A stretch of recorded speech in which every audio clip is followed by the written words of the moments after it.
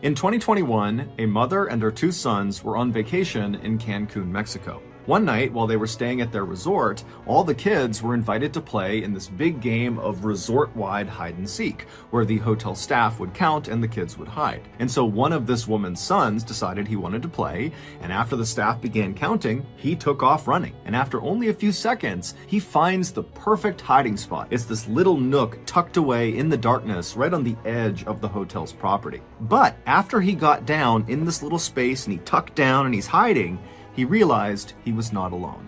But before we get into that story, if you're a fan of the strange, dark, and mysterious delivered in story format, then you've come to the right place because that's all we do, and we upload once a week. So, if that's of interest to you, the next time you're serving ice cream at the local county fair and the like button comes up to you and asks for a vanilla cone, give them one, but don't use vanilla ice cream, use vanilla mayonnaise. Also, please subscribe to our channel and turn on all notifications so you don't miss any of our weekly uploads. Okay, let's get into today's story.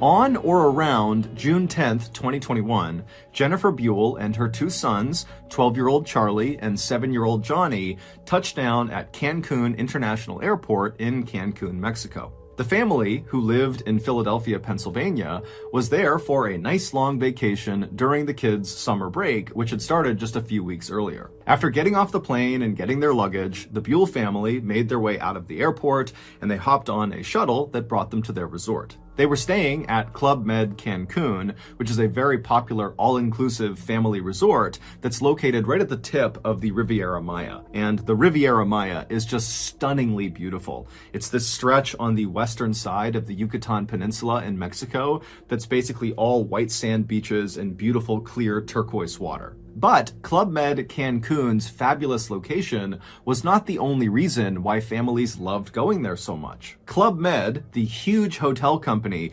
behind this particular resort, is known for their gentils organisateurs. They call them GOs for short, and basically these are staff members employed by Club Med at all of their locations everywhere in the world whose sole job is to make sure the guests staying at their hotels have a truly unforgettable experience.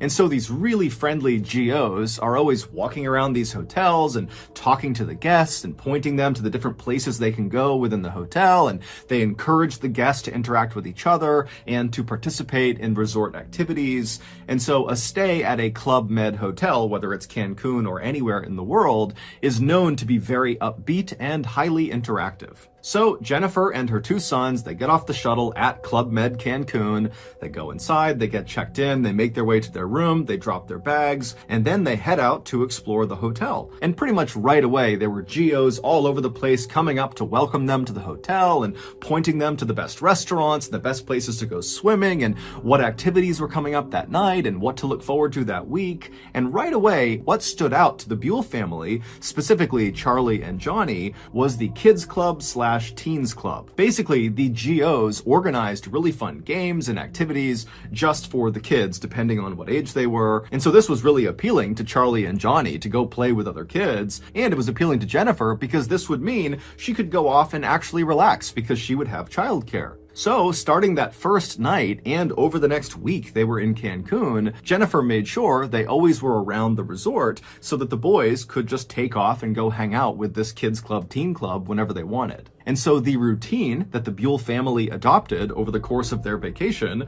was they would get up early, they would go to the white sand beaches right outside of their resort, and then after coming back to the resort, Charlie would almost always cut loose and go hang out for the rest of the day with the kids in the teen club, kids club, and Johnny, he mostly stayed with his mom, but over the course of the day, he would leave and do one-off activities with the club. And then at 9:15 p.m. at night, the trio would always link up on the pool deck and they would make their way in to see one of the shows that the GOs were putting on, ranging from comedy sketches to circus tricks. And so all in all, the Buell family vacation to Cancun, Mexico was really going as well as it could have been, until a simple game of hide and seek changed everything.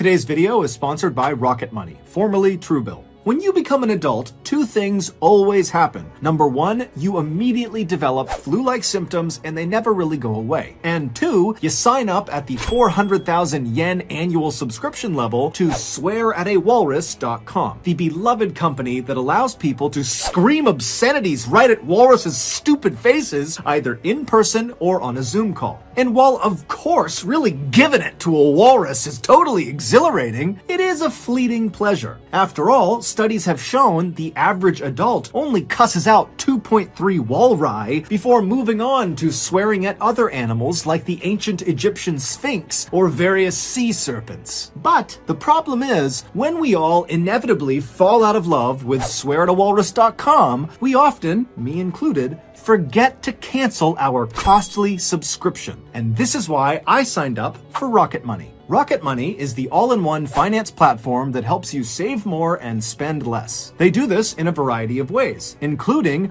renegotiating your bills, from your internet service bills to your cable and phone bills. Rocket Money will alert you of important changes that impact your credit score, and they will give you insights to improve it. And most importantly, Rocket Money will scan the internet for all those random subscriptions you've forgotten about, like swearatalwalrus.com, and they will cancel them for you. So, if you like berating walruses and not losing money, then Rocket Money is for you. To save more and spend less, join the 3.4 million members using Rocket Money. And I got the hookup. Go to rocketmoney.com/MrBallin or click the link in the description below. That's rocketmoney.com/MrBallin to get started for free. Okay, back to the story.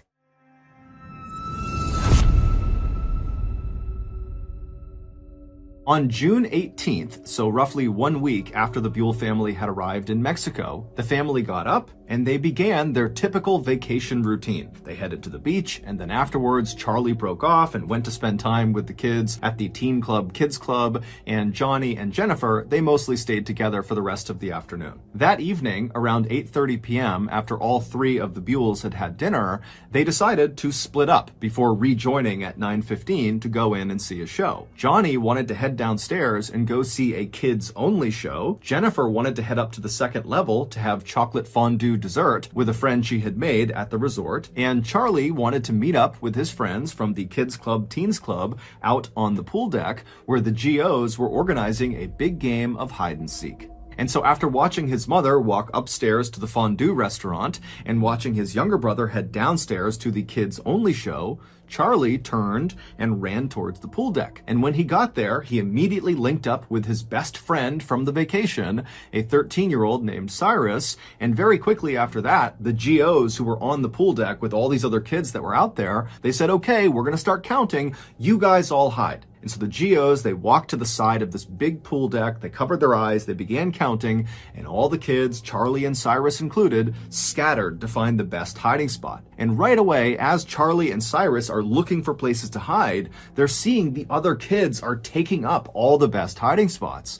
And so for a second, they're panicking. They're not going to have a good spot. Then both of the boys looked over to the side of the pool deck, and they realize there is a perfect hiding spot that nobody's taken. Around the outside of this huge open-air pool deck was a metal fence. It was only a couple of feet tall, and it was made up of metal bars so you could see right through it. It was basically in place just to denote the edges of the resort property. And on one length of this perimeter fence, the south side of this fence, there was a gate built into this fence. And this gate was almost always closed and locked. The only time it was opened was when a GO or another hotel staff member would open it to lead guests out of the resort property to go off and do some excursion. But for some reason, on the night of June 18th, this fence was wide open. On the other side of this fence was just a small rectangular platform that jutted out about 10 feet from the pool deck, same level as the pool deck. And if you were standing on this platform with your back to the pool deck,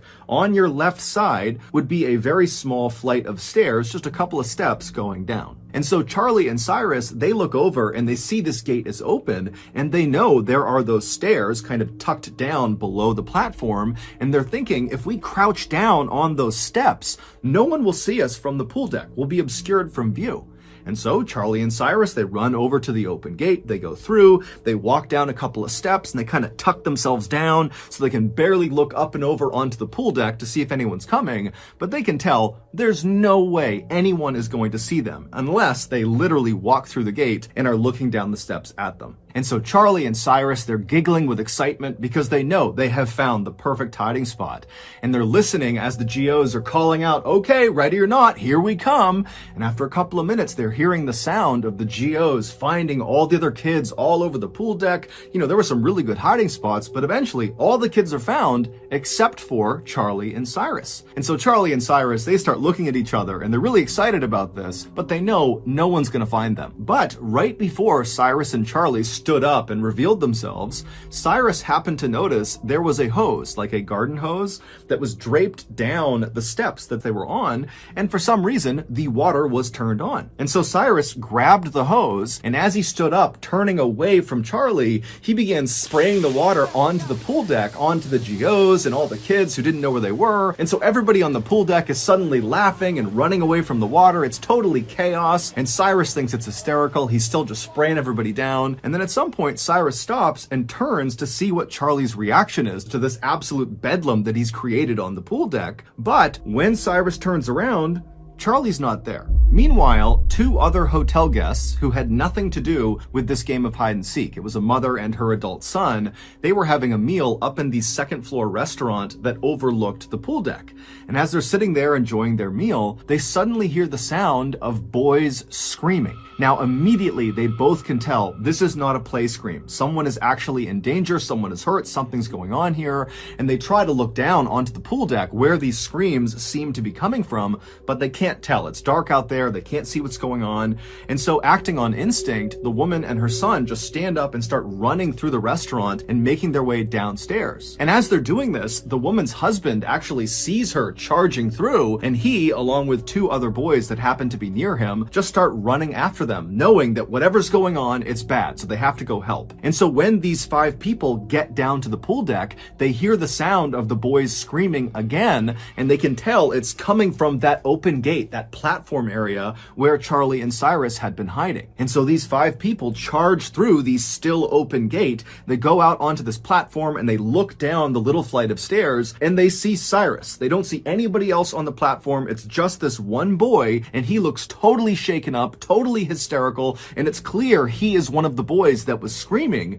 And then before they could even ask him what was going on, they hear a sound coming from somewhere below the steps, and they all turn, and literally out of the darkness, Charlie just suddenly emerges, and he looks up at the adults and just says in a very calm voice, "Save me, save me." This normally completely off-limits, fenced-off platform that jutted out past the pool deck where the boys were hiding, that was actually a dock that sat over a swampy lagoon, and underneath that dock was a nest of crocodiles. And when Cyrus and Charlie were on that lower step, the crocodiles had noticed them, and when Cyrus had stood up and begun spraying the water onto the pool deck, one of those crocodiles, a 13-foot monster, had come out of the water, turned around, and literally leapt up onto those steps, bit Charlie by the leg, and pulled him into the water. The screams that woman and her son had heard while they were in that restaurant were Cyrus's and Charlie's, because initially when Charlie was pulled into the water, he didn't go directly under. And so Cyrus had managed to grab onto Charlie's arms, and he was trying to pull Charlie out of the crocodile's mouth, and the two of them were screaming for help. But by the time that woman and the other four people got down to the platform, Cyrus lost his grip on Charlie, and the croc and Charlie went under the water. And so those five people were standing there when the crocodile and Charlie just came back out of the water. And that's when Charlie was saying, "Save me, save me." He was in the crocodile's mouth. And when these five people saw Charlie and understood what was going on, without any hesitation, the adults leapt into the dark lagoon waters that are clearly infested with crocodiles and began beating the crap out of this crocodile. crocodile. And while this melee is happening in these dark, murky lagoon waters with crocodiles everywhere, someone had gone into the fondue bar and told Jennifer, "Your son's being attacked by a crocodile." And she instantly leapt up and just ran across the restaurant, knocking anything over that was in her way. And finally, she got downstairs to the pool deck. She went through that gate out to that platform, and she saw her boy. Charlie was laying on his back, surrounded by totally frantic and hysterical adults. Charlie's leg looked like it had been through a meat grinder, but Charlie was awake and he was talking to the adults near him. In the time it took Jennifer to run through the restaurant and get down to the pool deck, those adults who had leapt into the murky lagoon water to fight with this crocodile had literally beaten it so badly that it released Charlie. And according to the people who watched this happen, this crocodile was putting up an unbelievable fight. It was whipping its head side to side, tearing into Charlie's leg. It kept pulling Charlie deeper and deeper into the water. And these adults just didn't stop. They were yanking on this crocodile, punching its eyes, gouging its eyes, and finally it worked. When Charlie was finally pulled to safety and was laying on the dock, he was in rough shape, and no one knew if he was going to survive or not. But luckily, there just happened to be a trauma nurse who was staying at the resort, who came outside. She assessed the situation, and she took charge. She stopped the bleeding in his leg, and she stayed with him and kept him calm until paramedics finally arrived. Charlie would be rushed to the hospital, where he would immediately undergo several surgeries that would save his life. Also, surgeons were able to miraculously save his leg. Initially, it seemed like he might have to have it amputated. As for Club Med, their response to this incident was enormous. Not only did they pay for all of Charlie's medical bills, but they also invested a lot of money into securing not only that fence and gate that led to the dock where he was attacked, but also just generally speaking around the resort to make sure there were no more attacks. Today, Charlie is back in Philadelphia, Pennsylvania with his family, and considering the horrible trauma he went through, he's remarkably well adjusted. In fact, in the Halloween that followed this attack, Charlie dressed up as a crocodile. So that's going to do it. If you got something out of this episode and you haven't done this already, the next time you're working at the local county fair selling ice cream and the like button comes up to you and asks for a vanilla ice cream cone, sell it to them, but replace the vanilla ice cream with vanilla mayonnaise. Also, please subscribe to our channel and turn on all notifications so you don't miss any of our weekly uploads. We have a podcast called the Mr. Ballin Podcast that puts out brand new, never before heard stories on Monday mornings and remasters of our best YouTube videos on Thursday mornings. Currently, that podcast is available everywhere, but starting on November 1st of this year, our podcast is going to be shifted exclusively to Amazon Music. We now have a registered 501c3 charitable organization called the Mr. Ballin Foundation that makes it as easy as possible for you to join me, my family, and my team in supporting those whose lives have been most impacted by violent and heinous crimes. Monthly donors to the Mr. Ballin Foundation Honor Them Society will receive free gifts and exclusive invites to special live events. But the real reward is helping to rewrite the ending to the story for victims of violent crime. Go to mrballin.foundation and click on Get Involved to join the Honor Them Society today. We also have 2 additional YouTube channels. One is called Mr. Ballin Shorts. The other is called Mr. Ballin en Espanol. We also have a Facebook, Snapchat, and TikTok page, all called Mr. Ballin, that put out near daily content. If you want to get in touch with me, please follow me on any major social media platform and then send me a direct message. My username is just @Mr. Ballin, and I really do read the majority of my DMs. We also have some really cool merchandise, so head on over to shopmrballin.com to have a look. And if you have a story suggestion, please submit it to our subreddit, just called Mr. Ballin. It's linked in the description below. So whether I see you on Twitter, Instagram, TikTok, Reddit, YouTube, Facebook, other YouTube channels, the podcast, wherever, just know that I really appreciate your support. And until next time, that's going to do it. See ya. Are you tired of having all that disgusting extra money in your wallet? Does wearing flannel at every occasion, regardless of temperature or general appropriateness, sound exciting to you? If you answered yes to both of those questions, then you've come to the right place, because just last week, we opened up our brand new Mr. Ballin Flannel Emporium, aka shopmrballin.com. From timeless classics like flannel tuxedos and flannel eyelash extensions, to more modern takes like flannel bell-bottoms and flannel wigs, shopmrballin.com has all your flannel fashion choices covered. But don't you dare come into our emporium unless you've already slapped the like button and the 5-star review button right in the front left tooth. Failure to do so will result in you instantly being shipped off to Bell's Canyon. So, come on down to the brand new shopmrballin.com Flannel Emporium and throw away all that disgusting extra money in your wallet. But hurry up, because the shop closes in less than 2 weeks. Again, go to shopmrballin.com for all your flannel needs. shopmrballin.com. So today's story is a very creepy one. In fact, it's so unsettling at times that you're very likely going to think it's just fake.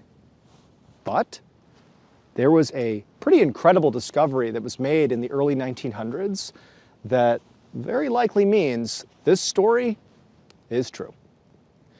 But before we get into that incredible campfire story, as you can see, I'm literally sitting by a campfire.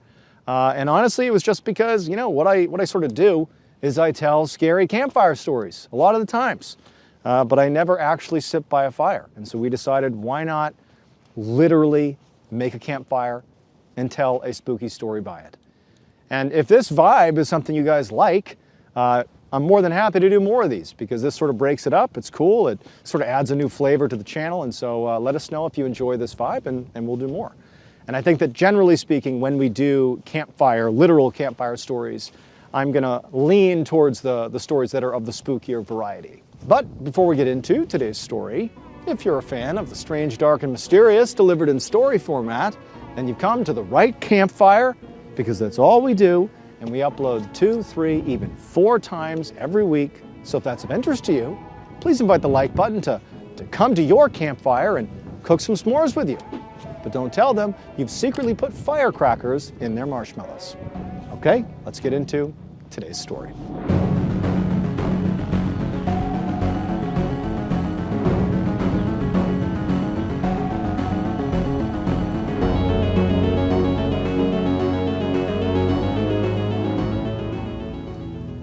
Hundreds of years ago, there was this young indigenous warrior who was on his way to the center of his village. And his village was located in this heavily forested rolling hills area of modern-day Richland County, Wisconsin.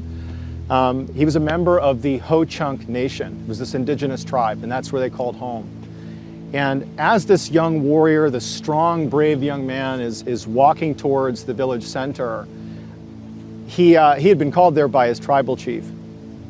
He sort of had an idea of why he was being called there. And sure enough, when he got to the village center and he sees his tribal chief, who's standing there with 9 of the other strongest and bravest men of the tribe, this warrior knew, his hunch was correct. So 2 days earlier, 3 teenage boys that were members of this tribe, they had gone out deer hunting in the wilds right outside of their village. Again, this is a heavily forested, beautiful rolling hills area. And these teenagers had not come back. They had just been gone now for 48 hours, and their respective families were worried. And they had been, telling the tribal chief that they really needed to send out a search party for them, but the chief had sort of held off, in part because it wasn't entirely uncommon for hunters, even young hunters, to go out for a couple of days at a time. But the family, they had a bad feeling about it.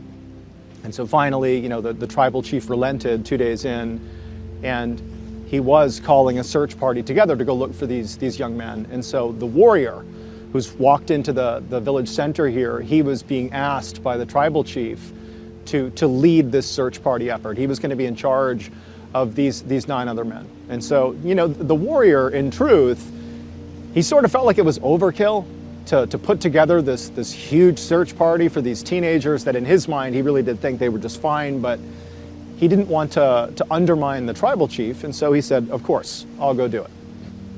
And so the warrior, along with the 9 other, strong, brave members of the tribe, they gather up some weapons and some food and water because they didn't know how long the search was going to take.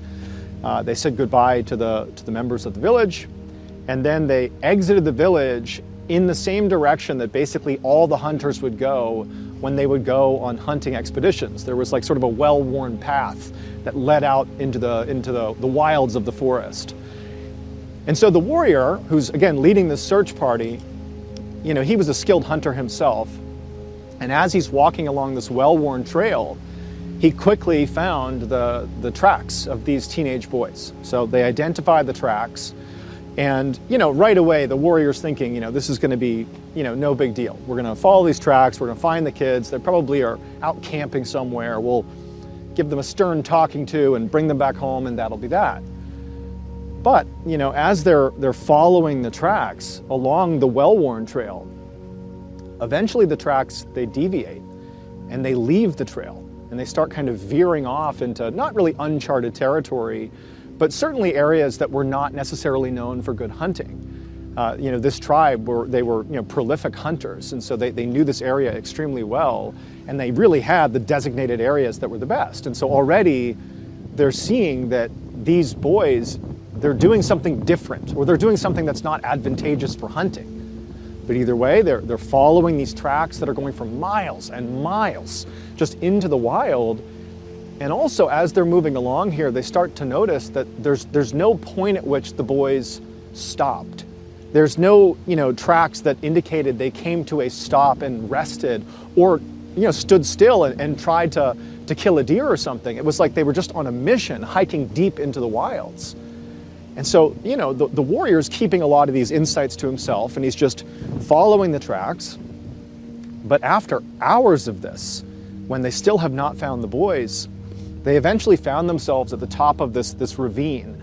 And as they're looking down into it, they realize that they've gone so far, not only away from their village, but so far off, the beaten paths that they were familiar with from all their hunting, that they knew this was an area that they really had never been to before, and they had no idea, what was down in the ravine or what was beyond. I mean, this is sort of uncharted territory for the warrior and the search party.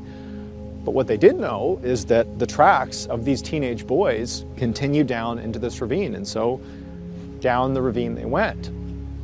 And then when they got to the bottom of this steep ravine, the trees kind of cleared out a little bit, and right in front of them, where the tracks continued, is this opening to a cave. And it's so dark inside that they really have no sense of how far back it goes or anything, but they see the tracks that they're following of the teenagers lead into that cave. But there are no tracks coming back out again. And so, presumably, the teenage boys, for reasons totally unknown, have hiked all the way out here, have gone into that cave, and that's where they are. But again, from the outside, the warrior and the others, they can't see these teenagers. And so naturally, the group, they walk up to the mouth of the cave, and even up close, it's starting to get a little bit dark outside, but there's still some daylight.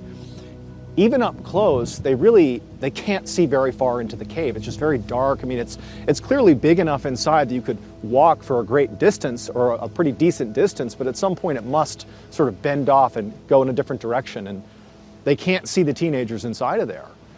And so the warrior at this point, has a level of apprehension here, because he doesn't know this cave. He doesn't know this area. He doesn't know what's happened to these teenagers. He doesn't know if they're okay or not in there. He doesn't know if there's a predator or something inside of this cave. And so what he does is he decides, okay, I'm going to send 2 of my men of the search party in there to scout this out, and the rest of us will stay out here and just wait. And so he designates the 2 who say okay, and they go into the cave. And so the warrior and the 7 other men that he's with are just standing outside of the cave, and they're listening intently, because these 2 men that are going in, they're calling out the names of the missing teenagers. They're yelling, and all they can hear from the outside is just the sound of the 2 men yelling. They're not hearing any response from the teenagers. It's just quiet inside of the cave. And again, from the warrior and the other search party members' perspective, they can only see the 2 men that have gone in for a little while, and then they kind of disappear into the darkness, but they can still kind of hear them. As they're calling out for the boys' names, they're calling and calling. And then around the same time that the warrior and the others he was with lost sight of the 2 men that went in looking for the boys, at the same time that they lost sight of them, they stopped making noise. It's like the cave went completely silent. And so for about 5 minutes or so, The warrior and the others, they're just kind of anxiously waiting, what's going on in there? But it's completely silent.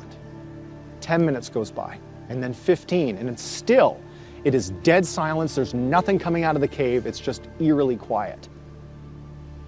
And so the warrior at this point, he tells the others to stay put, and he just steps a little ways into the cave, just enough that, he was sort of inside the entrance of the cave. And he began calling out the name of the two men who went in. Now they're missing as well. He's calling their names out.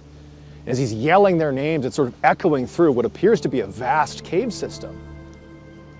But there's no response, at least not at first.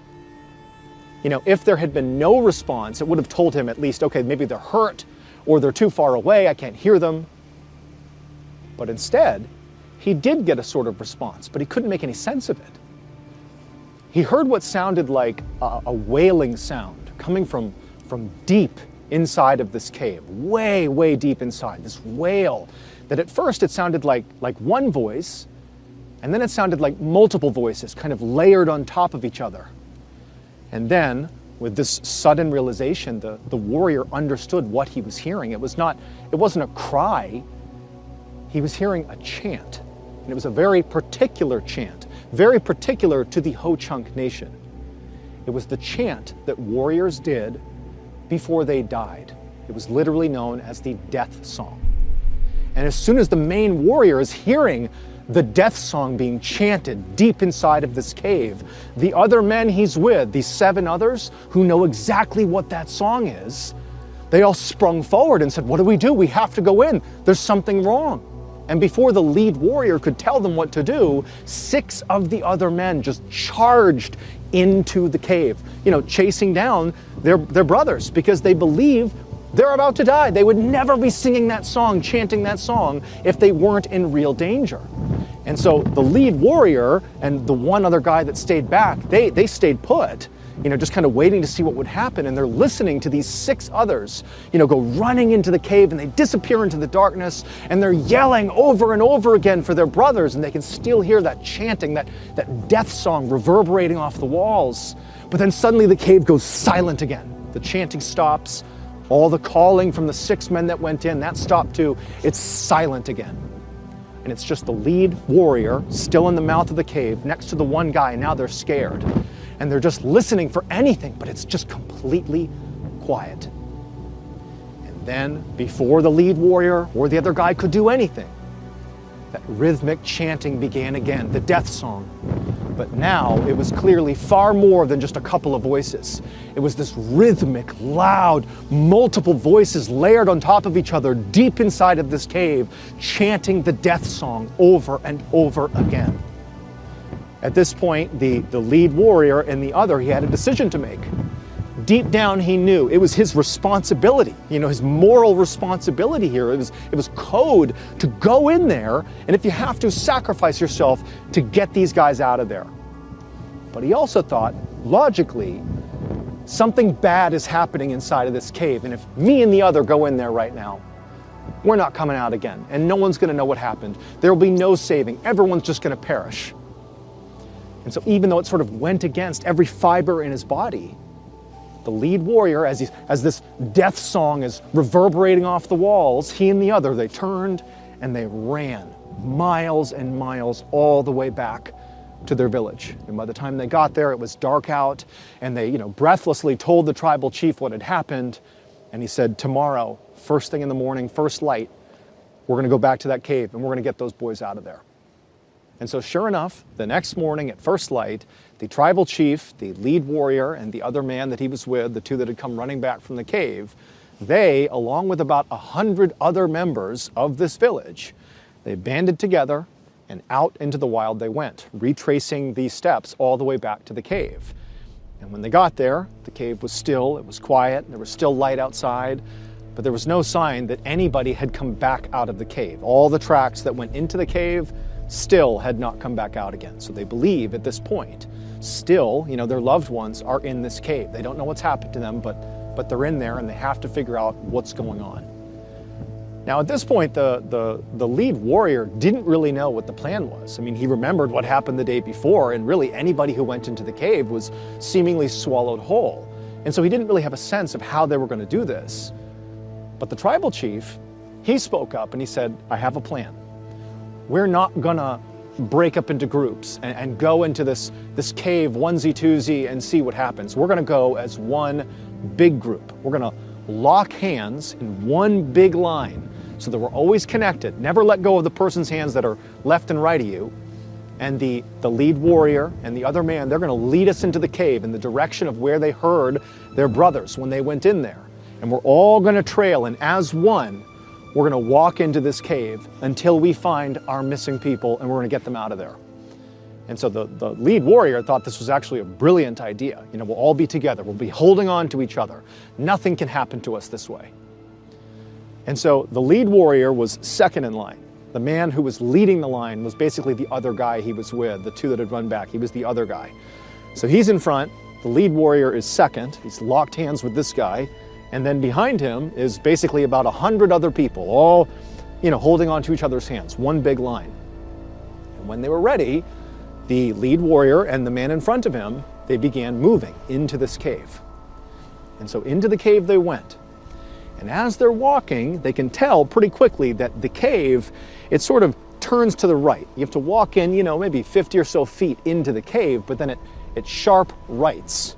And so there's enough light coming in that you can basically walk all the way up to that turn. But then when the lead warrior and the man in front of him made that sharp right and they began walking that way, it was utterly pitch black. No light reached that section of the tunnel. But, you know, they're leading the line, and so they're still just moving along, and the whole line's following them pretty slowly. And as they're walking, the lead warrior, it's like he kept trying to blink his eyes to just try to capture anything, but he can't see anything. It is pitch black, and he's just gripping on to the men in front and behind him as tight as he can to show solidarity, like we're here together, we're going to be okay.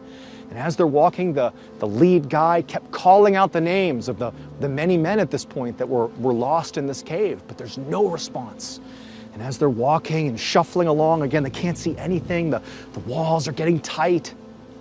They hear from somewhere deep in the cave the death song. The chant begins low and slow, and it begins to build and gets louder and louder and louder. And at this point, because they're all locked together, you can't really get out very quickly. They're well into the cave at this point. They can't see anything, and it's like the walls are echoing, and it's booming in their chest, this chant that's only done when you're on the brink of death. And so as they're walking along, you know, the lead warrior, he's trying to grip as hard as he can to the man in front and behind him, showing them, keep going, it's gonna be okay. But then he felt the hand of the man in front of him, the line leader, go slack. And before he could grab it again, the man's hand was out of his. And he's reaching out in front of him, and he can't see him, but he can't feel him either. It was like he vanished. And so now the lead warrior, he's the front of the line. He has no idea what's going on. And he wants to just stop and turn and leave. It's getting so overwhelming. And he's about to do that, but he just feels like there's this force pulling him deeper into the cave. And then before he can do anything else, he opens his mouth and he begins to chant the death song. At the same time this is happening, deep inside of this cave, the tribal chief, along with a couple of others who had not joined the line, they were still outside of the cave. They've heard something going on in the cave, but it's dull. They can't really hear too much. You know, there's something going on, but there's 100 people walking into the cave. They presumed there'd be noise. But suddenly, there was this obvious commotion, panic, erupting from deep inside of the cave. And before he knew it, all these people are coming running out of the cave, scared to death. They come bombing out of the cave. And at this point, the tribal chief knows something horrible's happened, and so he rounds everybody up. He does a head count and realizes over a dozen people are gone. They did not come back out again. And the cave that minutes ago was full of this death song and chaos and panic is silent once again. At this point, the tribal chief sort of designated that it must be the case that there's something evil inside of this cave. There's an evil spirit, there's something in this cave that is taking our people and they're vanishing. They're being swallowed whole by this cave. It's evil.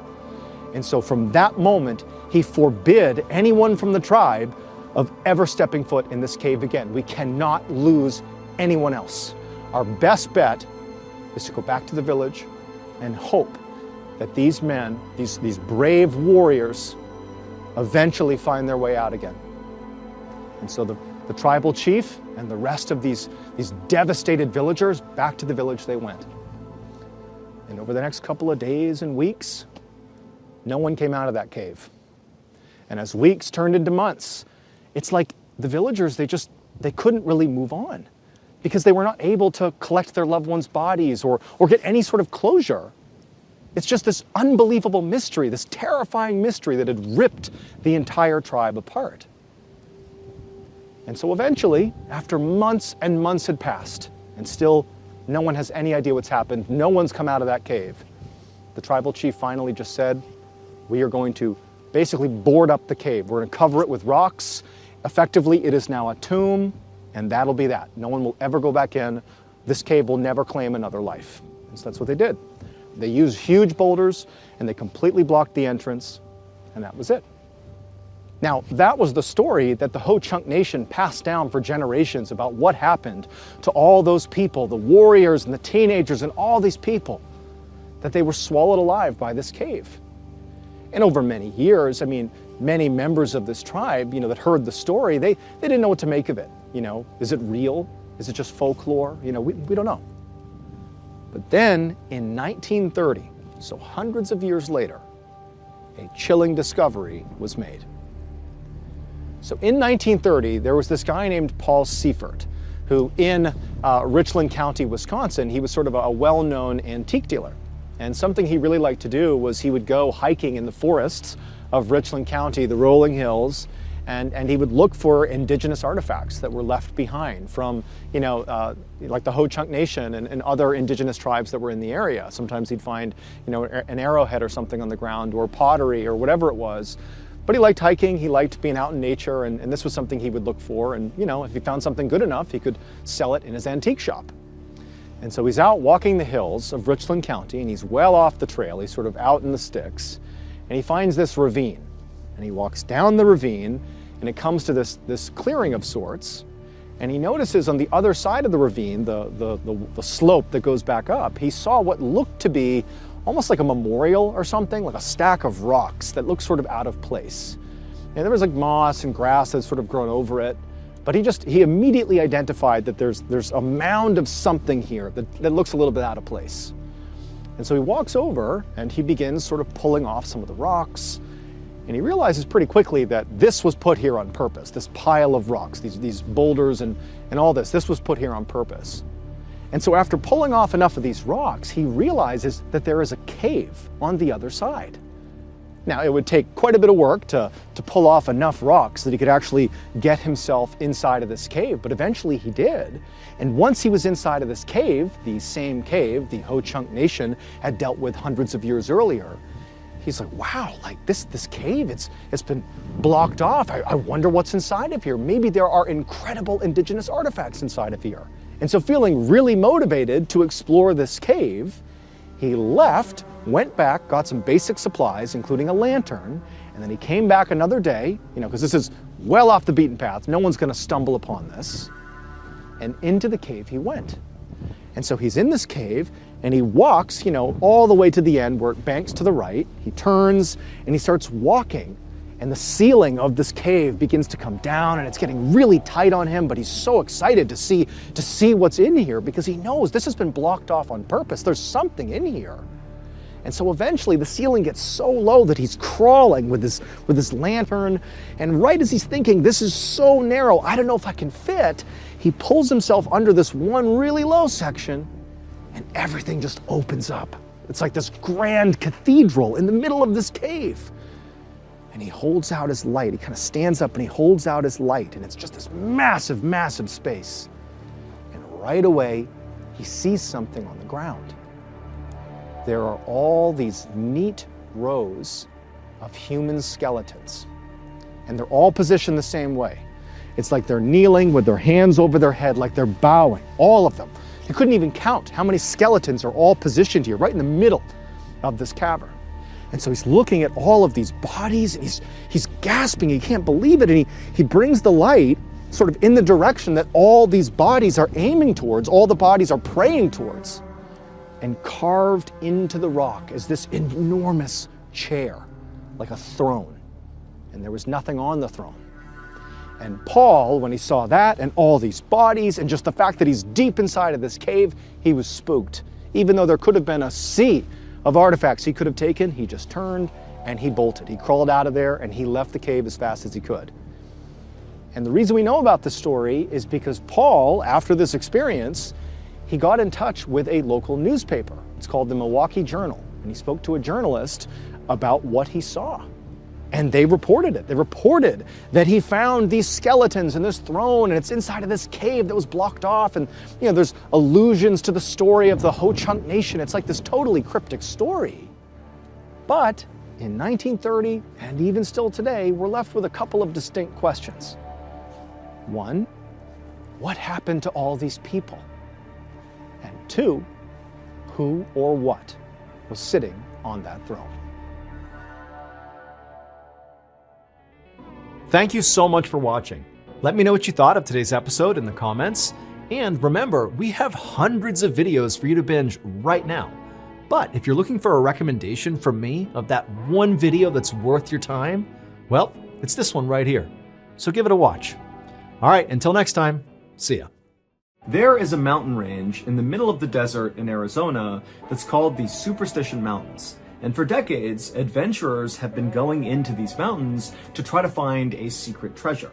But many of those adventurers have died trying to do this, and many more have come running out of those mountains claiming that unseen predators are lurking all around, stalking you as you move through these mountains. And so today's story is going to be about one of those adventurers who goes into the superstitions, and he comes face to face with something. But before we get into that story, if you're a fan of the strange, dark, and mysterious delivered in story format, then you've come to the right place because that's all we do, and we upload once a week. So if that's of interest to you, the next time you're at the Like Button's house, please replace their favorite cologne with tuna juice. Also, please subscribe to our channel and turn on all notifications so you don't miss any of our weekly uploads. Okay, let's get into today's story.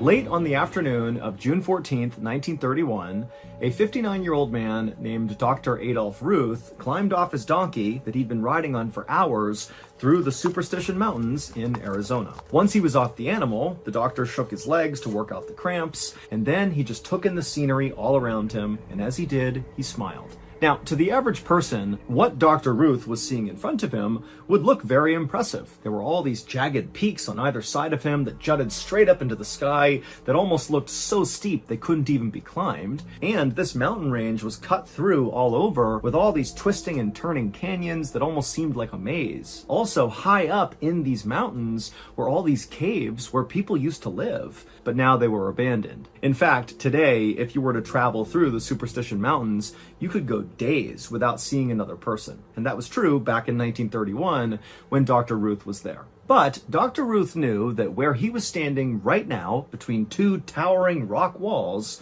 was not just a regular desert canyon. This particular stretch of desert was about to make Dr. Ruth a very rich man. He was going to be the very first person to actually find the Lost Dutchman gold mine. The same Lost Dutchman gold mine that had claimed the lives of hundreds of other treasure seekers who had come into the Superstition Mountains and not come out again. But Dr. Ruth knew he had a special advantage that nobody else who had come out here looking had had. He had a treasure map that was going to show him where this treasure was, and he knew it was right nearby. And without even thinking, he reached into his pack that was slung over his shoulder, and he felt the edges of the treasure map, which was folded up and tucked inside of his notebook. But as Dr. Ruth was daydreaming about finding this treasure, he heard someone grunt from behind him. And suddenly Dr. Ruth pulled his hand out of his pack, and he whipped his head around, and he looked at the two cowboy guides who had brought him out here, and Dr. Ruth just said, "What?" In Dr. Ruth's daily life, he was a retired veterinarian and a government employee who worked in Washington, D.C. He was a small guy with glasses and he walked with a limp, and he knew these two cowboy guides of his just thought he was some frail old man, and this deeply offended Dr. Ruth. And so, because the doctor totally resented these cowboys, he had told them that, yes, I need your help getting me to a particular spot in the desert, but once I get there, you guys are done. You can leave, I'll pay you, and you can just go away. I'll be fine on my own. And as it happened, they had reached this particular spot, and now Dr. Ruth is looking at these guys like, all right, let's go, get out of here, you don't need to be here anymore. But the cowboys, now that they were at this spot where they're supposed to go back home, they kind of hesitated before they left, because they looked at Dr. Ruth and they did think he was kind of a frail old man, and they knew all about how all these people had died going into this canyon to look for this treasure. And so the cowboy who had kind of cleared his throat and made a noise to get Dr. Ruth to turn around, he chimed in and said, you know, doctor, I don't know if this is a good idea for you to go in there on your own. And Dr. Ruth, again, is super offended, and he just says to the cowboy, I'm fine, just go. I'm gonna set up camp, I'm good, get out of here. And then Dr. Ruth pulled out his wallet, he handed some money to the cowboys took the money, they looked at each other and just kind of shrugged, and then the cowboys turned around and began galloping away. And as they did, Dr. Ruth was standing there feeling kind of proud of himself for getting rid of these guys. But as they kind of faded into the distance, Dr. Ruth turned back around and he looked out at the landscape. And suddenly, now that he was actually all alone, a lot of his bravery was now gone. Now he was feeling maybe a little apprehensive. But Dr. Ruth reminded himself that he knew what he was doing. He was not a frail old man, despite the way he looked. He could handle himself, and he certainly knew this area well. He had a map, he'd be in and out, he would get that treasure, and then he'd be rich and famous. And so, with that in mind, Dr. Ruth grabbed his things off the ground, he hopped back on his donkey, and he began slowly marching his way deeper into the canyon. A little while later, as the sun was starting to set, Dr. Ruth decided it was time to stop, and so he stopped his donkey, he hopped off, he found a clearing by the side of the trail, and he began setting up his campsite. And then finally, once the canvas tent was all set up and his campsite was good to go, Dr. Ruth started a small fire, and then he rolled a small boulder in front of the fire and he sat down on it, and then he reached into his pack and he pulled out that notebook, and from inside the notebook he pulled out the old fragile treasure map. Dr. Ruth's son had acquired this treasure map from a man in Mexico, and this man in Mexico apparently got it from a family that used to do mining in the Superstition Mountains, and they had drawn out this map before apparently they were all massacred inside of the Superstitions, but somehow or another, their map they had drawn about where they thought this treasure was had survived, and so Dr. Ruth's son had gotten this map and given it to Dr. Ruth. And so Dr. Ruth held the map up and he stared at it for a second, and as he did, he couldn't help but be drawn to this huge rock formation way off in the distance. So not on the map, but actually in real life, basically far down the canyon, there was just this massive rock formation. And for a second, Dr. Ruth was looking at it, thinking it kind of looked like a huge oversized gravestone. And in a way, it kind of freaked him out. But he looked back at the map and he realized there actually was a drawing on this map that clearly represented this big rock formation. And on the map, it had an arrow pointing to this little drawing, and it said this thing, this big rock formation, was called Weaver's Needle. And according to the map, apparently the treasure was right near Weaver's Needle. And so Dr. Ruth was like, great, tomorrow I'll head straight for Weaver's Needle, I'll find the treasure, and I'll be rich and famous. And on that note, Dr. Ruth folded the map up, he tucked it back into his notebook, put it back in his pack, and then he took his beans and meat off the fire and he began to eat. And as he did, he whistled periodically to fill the silence that was filling the entire canyon.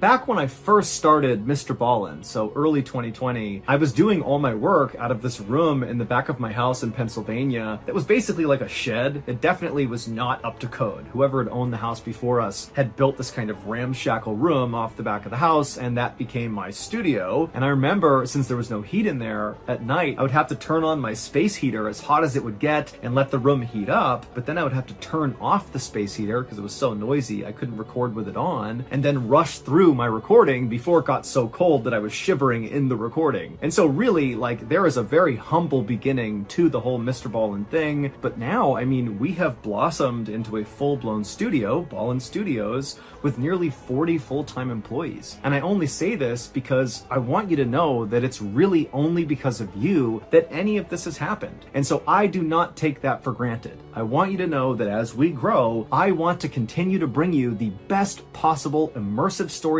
I possibly can. And that brings me to why I'm here today. Well, we have been very lucky to secure a partnership with a masterful storyteller named Rodney Barnes. Rodney Barnes is an award-winning writer, director, producer, comic book creator, and he's made all these genre-defining horror stories about vampires and demons and the occult. And now Rodney Barnes and Ballin Studios are partnering up to make a brand new show hosted by the iconic Rodney Barnes. The show is called Run Fool, and the trailer has already been released. So please, right now, go to wherever you get your podcasts and look up Run Fool and listen to the trailer and get ready for us to drop the first couple of episodes. And those first 2 episodes of Run Fool will drop on Tuesday, November 14th, and then every Tuesday there on out, you will get a brand new Run Fool episode. Thank you all so much, and I can't wait for you to experience the masterful storytelling of the one and only Rodney Barnes. Again, his new show is called Run Fool.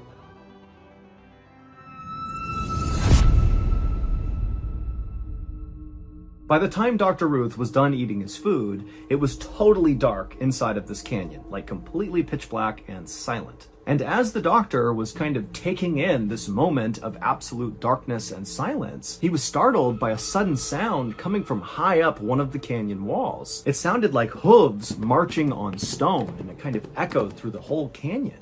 And for a second, Dr. Ruth felt relieved, even though he had been adamant, especially to the 2 cowboy guides, that he wanted to go into this canyon by himself. Now that he was here by himself, and it's so dark and quiet and kind of spooky, he was glad to hear hooves because it meant that must be a person riding a horse, and so I'm not alone anymore. But when Dr. Ruth called out and said, "Who's there?" there was no response, and there were no more hoof sounds. It just went totally quiet again. And then, from all over the canyon, all Dr. Ruth heard was the yipping and howling of coyotes everywhere. By this point, Dr. Ruth couldn't help it. He felt terrified, and suddenly all he was thinking about were all the stories he had heard about unseen predators lurking in the shadows, stalking people who come into this canyon. And so Dr. Ruth decided, you know what, I'm just going to bed. And so he extinguished his fire, he packed up his things, and he went inside of his tent, and he laid down inside of his bedroll. And even though he knew he really wasn't actually safer in here, all he had was, canvas tent material protecting him from the outside world, but mentally, being inside the tent, he just felt safer. And so Dr. Ruth would lay in his tent in the total darkness, kind of on edge for a while, wide awake, listening intently for more hoofbeats or something out there. But there were no more sounds, the night remained silent and dark, and eventually Dr. Ruth fell asleep. But in the middle of the night, Dr. Ruth suddenly woke up, and it was totally dark and silent, and he sat up, and he looked out of his tent. The flap was open, and at first, he couldn't see anything. It just seemed like darkness out there. But then he realized, moving around very slightly, pretty far away from his tent, but not that far away, were 2 eyes staring at him, unblinking, just staring directly into his tent. And Dr. Ruth, his heart started to race, and he's realizing that an animal, a person, something is right there. And so Dr. Ruth, he was about to yell out when suddenly the eyes blinked and vanished. Dr. Ruth fumbled for his gun, and he drew it, and he aimed it out of the tent, and he yelled, "I'll shoot if you come back, I'll shoot!" But there was nothing. Dr. Ruth would stay awake for at least a couple more hours, just anxiously staring out of his tent, wondering if this thing, this person, whatever it was nearby, but he never saw the eyes again, and there were no more sounds outside. And so eventually, Dr. Ruth did lay back down inside of his bedroll, and he went to sleep. When he woke up in the morning, Dr. Ruth immediately went outside and began walking out in the direction where he saw those eyes to see if he could find some tracks on the ground. In his head, he was hoping he would find a bunch of coyote tracks, and that would explain, what these eyes were. Even though in the back of his head, he's thinking that didn't look like a coyote. And so as Dr. Ruth began walking in that direction, he did begin to see loads of coyote tracks all over the place. And so he's thinking, there it is. It was a coyote. My brain's just playing tricks on me. But he got maybe 15 or 20 feet away from his tent, and he noticed there was another set of tracks that were not coyote tracks. They were human tracks, or what appeared to be human tracks, like barefoot feet tracks, except the size of them were really small, like a child's foot. Now, Dr. Ruth was a really small guy and wore a men's size 6, so he had very small feet. And for a second, Dr. Ruth thought, maybe these are my footprints. But he was like, I wasn't over here, and I wasn't walking around barefoot. So whose tracks were these? And then, making it worse, Dr. Ruth noticed these little prints, these little human-looking prints. They walked all the way over to the side of his tent, and they appeared to circle his tent over and over again. But then the prints didn't wander off and disappear. It's almost like the prints just continued in a circle, and then whatever this was making the prints just stopped where it was and vanished. At this point, Dr. Ruth was terrified, and he decided, let's just go towards Weaver's Needle, let's find this treasure and get out of here. And so he rushed back to his tent, he gathered up his things, he hopped back on his donkey, and he began heading towards Weaver's Needle, the thing that looked like a big gravestone. After riding for a couple of hours, Dr. Ruth was close enough to this huge formation that he was actually inside of the shadow cast by this Weaver's Needle. And when Dr. Ruth consulted his map, he saw that where the treasure was supposedly located was actually within the shadow of Weaver's Needle. And so he knew he was close.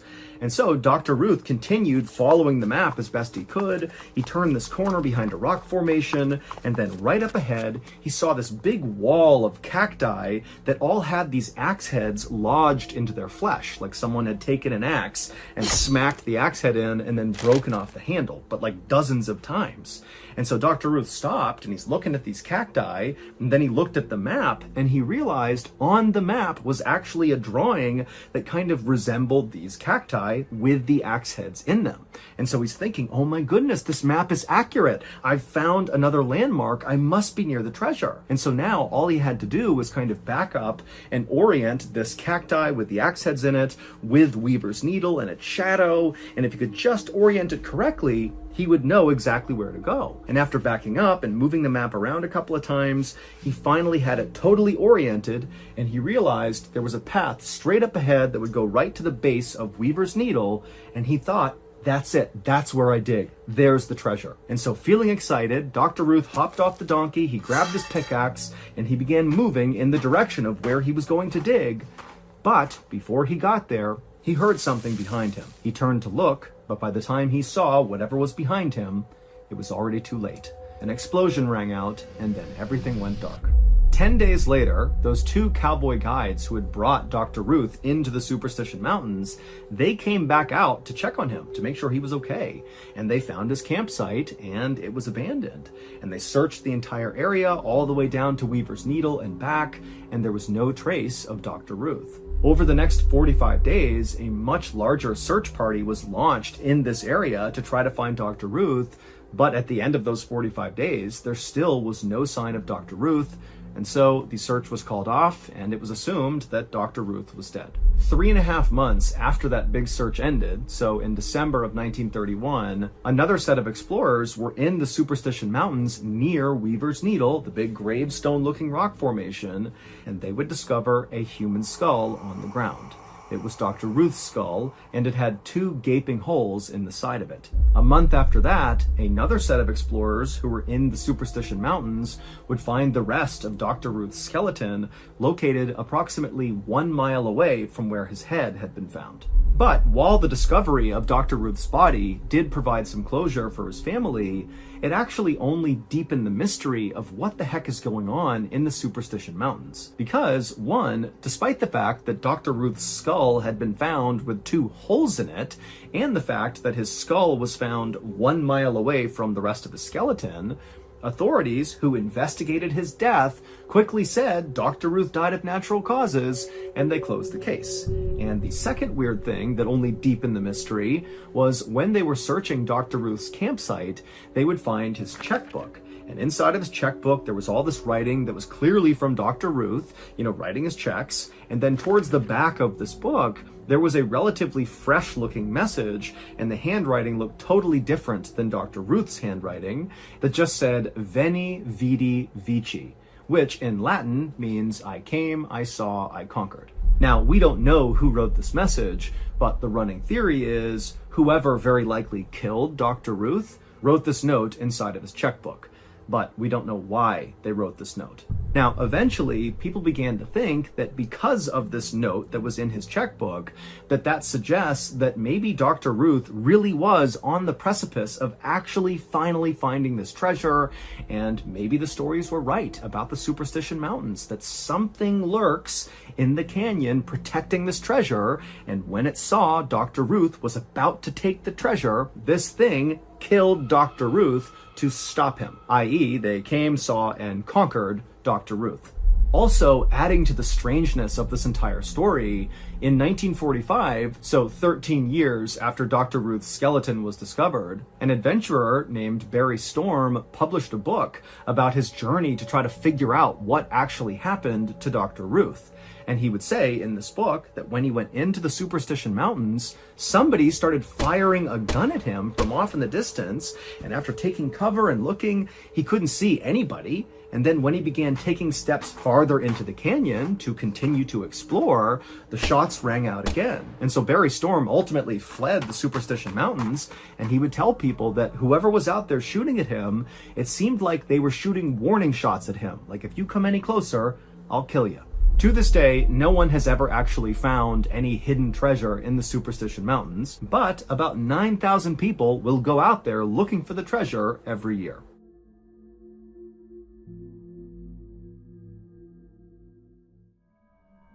During the late 1970s, the inhabitants of Scotland's largest city were subjected to a series of terrifying encounters with a hideous nocturnal entity, whose incessant twitching and animalistic grunting put the fear of God into those who encountered him. This week, we take a look at the Gurning Man of Glasgow.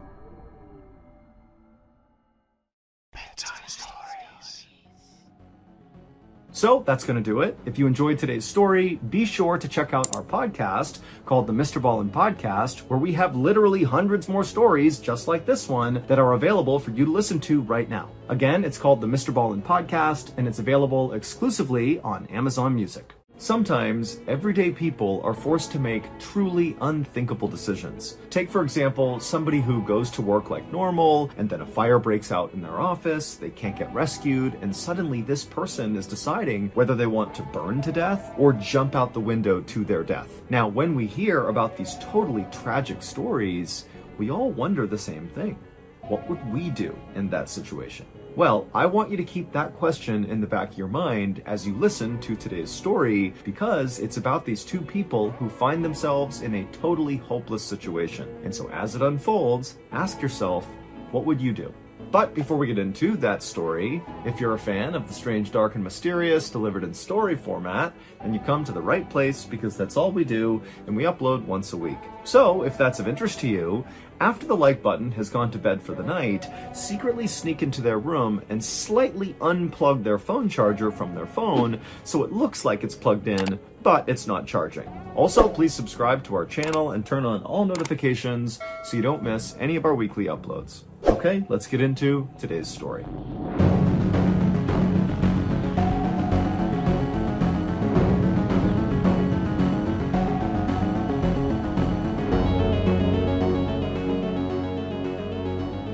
At about 1:30 in the afternoon on August 8th, 1999, a park ranger named Lance Matson stood frowning down at a dusty red Mazda car inside of an otherwise empty parking lot just outside of Carlsbad Caverns National Park in New Mexico. Lance knew the two men who owned this red Mazda had taken out a one-night permit to be allowed to go into Rattlesnake Canyon, which is one of the most isolated parts of this national park. It's basically just a single long, scrubby little trail that's kind of all desert with high canyon walls on either side. In order to get access to Rattlesnake Canyon, people need to go to the visitor center and literally fill out paperwork so the park rangers know they're out there and can go out and check on them if they don't come back in time. And so the two men who owned the Mazda had done that. They had filled out all the paperwork, but now Lance was noticing they had not returned at the end of their permit. They had stayed out, presumably in Rattlesnake Canyon, for an additional 3 nights. Now, Lance was not concerned because people did do this. It was more like he was annoyed because now he would have to go out into Rattlesnake Canyon and find these two guys and figure out what was going on. So Lance and the park volunteer that he was with began walking on the trail in the direction of Rattlesnake Canyon. And after walking less than a mile on this trail, Lance and this volunteer looked up ahead, and just off the trail, there was a green and maroon tent that was pitched right out in the open. And so Lance immediately assumed that this had to be the two men who owned the red Mazda. And so very quickly, Lance's annoyance was replaced with relief, because it turned out it was really easy to find these two campers, and he'd be able to go figure out what was going on and either get them back to their car and get them to leave, or if they wanted to, they could, in theory, extend and stay longer with the right permitting. But when Lance and his partner walked down the trail and left the trail to go walk over to this tent, they started to notice there was something off about it. Right away, as they got closer and closer to this tent, they began to smell this horrible kind of chemical burning smell, and then also all over the ground were all these little bits of burned pieces of trash. And then finally, when Lance and his partner actually arrived right in front of the tent, and they were looking down at the closed flap, it was zipped shut, they saw clearly there was something moving around inside of the tent. But whoever or whatever it was wasn't making any noise. And so Lance and his partner, they kind of looked at each other, and they both at this point were pretty nervous. You know, their hearts are racing. They don't know what's going on here. And then Lance just kind of impulsively reached down, unzipped the tent, and lifted it open. And when he saw what was inside, he immediately was hit with this wave of fear and anxiety. 3 days earlier, on August 5th, 1999, a 26-year-old man named David Coughlin woke up in a sleeping bag inside of his green and maroon tent in Rattlesnake Canyon. And as soon as David sat up, he smiled because he could hear right outside of his tent the sound of his best friend, Rafi Kodakian, making breakfast and gathering up supplies for that morning's hike. Dave and Rafi were on what they called a trip of a lifetime. 6 days earlier, they had left their hometown of Boston, Massachusetts, and traveled more than 2,000 miles west, sleeping at campsites and cheap motels along the way. Their final destination was a university in Santa Barbara, California, where Dave was going to be getting his master's in environmental engineering, but they were going to basically turn the journey out to California into a big vacation. And Carlsbad Caverns National Park was easily both of the men's favorite spots so far, because unlike the other campgrounds they had stayed at so far, which were kind of cheap and small, Carlsbad Caverns was huge. It was 47,000 acres of just wild desert. And so for Dave and Rafi, whose normal everyday lives were kind of safe and boring, doing desk jobs and the like, this felt sort of thrilling, like they were cowboys exploring the Wild West. As Dave sat inside of his tent, listening to Rafi make breakfast and get ready, Dave noticed he was already sweating, despite it being pretty early in the morning. It was just already so hot outside. And so Dave grabbed his water and took a sip, and as he did, he thought about that park ranger who had helped them fill out their paperwork to be allowed to come out into Rattlesnake Canyon, who had made a really big deal about ensuring that Dave and Rafi each have at least 1 gallon of water per person per day that they were going to be out here because of the heat. But after they had left the park ranger, Rafi, who had way more experience camping than Dave did, explained to Dave that that was totally overkill and they didn't need that much water.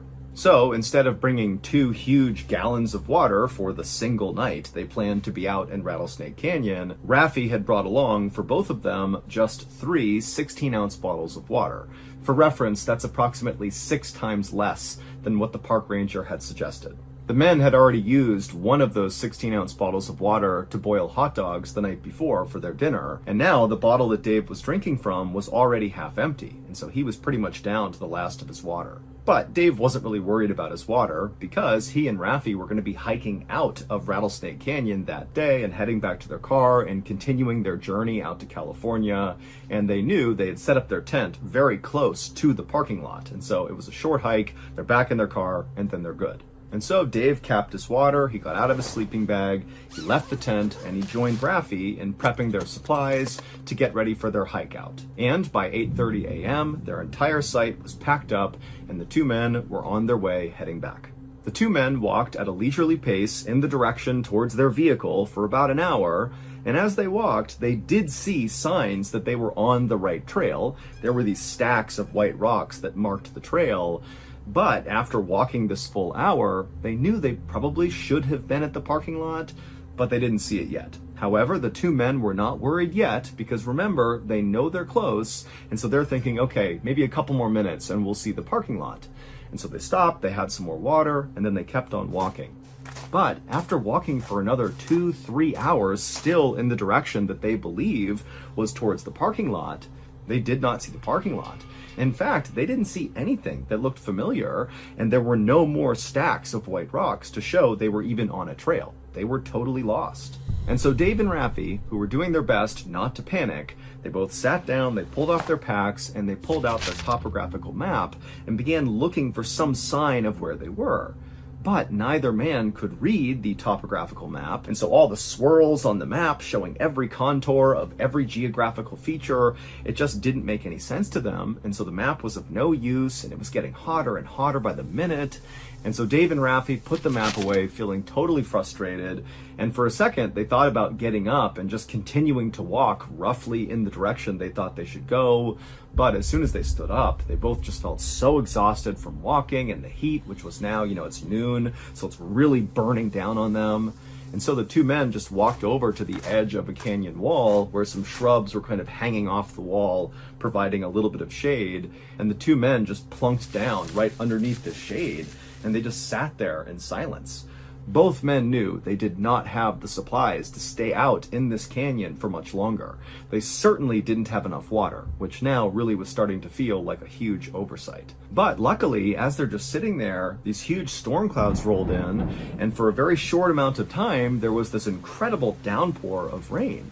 And so Dave and Raffi began catching the raindrops in their mouths, and they began drinking the water off of rocks and leaves. And it wasn't a lot, but it was enough to kind of boost their spirits. They got a little bit more hydration in, and they were kind of ready to deal with the problem they were facing. After the storm had gone, Dave and Raffi decided that their best move was just to continue walking and try to find this parking lot. But despite this motivation, Dave and Raffi would walk for hours and hours into the night. They would not find the parking lot, and so finally they realized they would have to stop and set up camp for another night. And so Dave and Raffi, who by now were really starting to feel scared, they found this washed out gully and they set up their green and maroon tent, but neither man could sleep. And so they just sat outside of their tent, telling each other that don't worry, the park rangers are bound to have noticed that we did not come back in time. We only had that 1-day permit. We've exceeded the limit. They're bound to come out here and find us.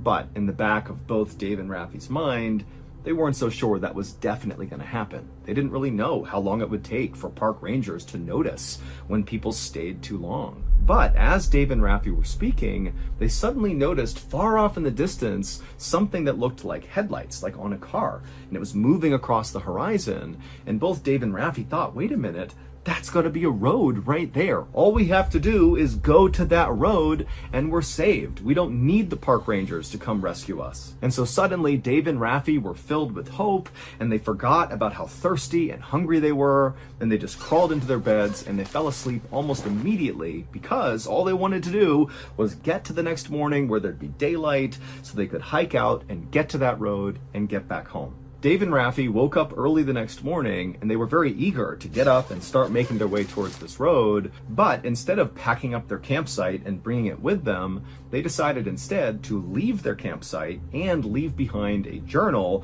that had some information about who they were and what they were doing in case park rangers came looking for them. And so Dave pulled out a journal from his pack, and he drew a kind of crude map of where this campsite was and where they were going towards this road that appeared to be up on this ridge. And then also Dave included in this note, Dave and Raffi's names, their ages, where they lived, some contact info, and also the fact that they were completely out of food and water, and that if you find this journal, please follow up and make sure we're okay. And so after leaving behind this journal at the campsite, Dave and Raffi set off to go to this road. But after walking for hours and hours up a kind of gradual incline, they reached what appeared to be this kind of third ridge where up and above the ridge was this road. But to get up onto this kind of wall right in front of them was really challenging. There was cactus everywhere, and the gullies that kind of led up to the top of this ridge were very slippery and almost vertical, so nearly impossible to climb. And so this was really a chore getting up there. And you got to remember that Dave and Raffi are already totally exhausted. They have no food, no water, and so this is miserable. But eventually, Dave and Raffi were able to get up onto this ridge, and they looked out, and there was no road. There was nothing. It was just pure desert as far as they could see. And so they had no idea what those lights were that they saw. Clearly, it was not headlights. I mean, for all they knew, it could have been a figment of their imagination. You know, they're desperate to be saved, and so maybe it was possible that they imagined seeing this road. And so as the two men stared in stunned silence at nothingness in front of them, they noticed that a buzzard had actually begun flying in slow circles over their head, almost like it was just waiting for the two men to die so the buzzard could come down and eat them. Now, Dave was ready right then and there to head back to their campsite and just wait, but Raffi was insistent that they just keep on going because you never know, maybe there is a road just a little bit farther along. But after walking for maybe a couple more hours, they did not see a road, and by this point both men were beyond exhausted, and so the two men did finally turn around and painstakingly walk their way all the way back to their campsite. And as they're walking, they're telling themselves, you know, maybe we'll get there and park rangers will be waiting for us, you know, a search party will be here. But when they got to their campsite, there was absolutely no sign that anybody had come to their campsite since they left. Their journal with their note and their crude map and all that was still just sitting right in the middle of their campsite, untouched. And it was at this point that Dave and Raffi's spirits were just totally broken. The next morning was Saturday, August 7th. So Dave and Raffi were now beginning their fourth day in the desert and their third day without any water.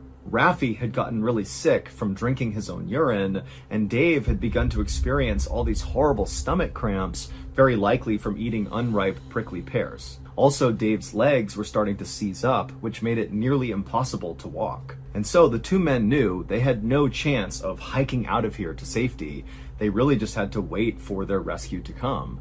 And so that day, Dave and Raffi attempted, with the little energy they had, to make a huge SOS symbol on the ground using rocks. But after putting the S down and the O down, they didn't have enough energy to collect more rocks to make the last S. And so they did not finish their SOS symbol. And then also Raffi at some point soaked his sleeping bag in fuel and lit it on fire to try to create a smoke signal that somebody might see. But the smoke didn't get high enough, and so it didn't work. And so all that really accomplished was it destroyed Raffi's sleeping bag and also created this terrible stench around their campsite of burning chemicals from having burned the polyester material that made up the sleeping bag.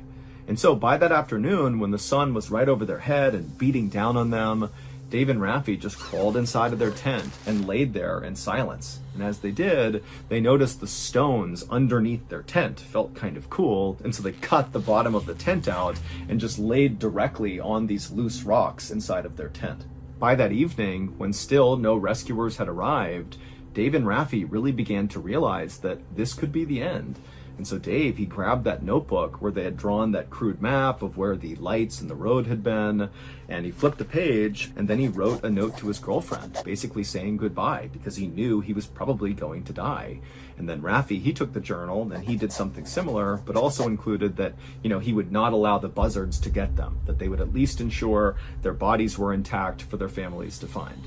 And then after writing these notes and tucking the journal away, Dave and Raffi crawled out of the tent because by now it's dark out, the sun's not out, it's a little bit cooler outside, and the two men, they sat down and they began having a fairly matter-of-fact conversation about the situation they were in. Both men were very emotional. At one point, Dave began screaming and crying just out of despair. But at the end of this conversation, the two men made a decision, an unthinkable one, that really would only ever be made in a situation like this. And so after both men were on the same page, they crawled inside the tent and zipped it up.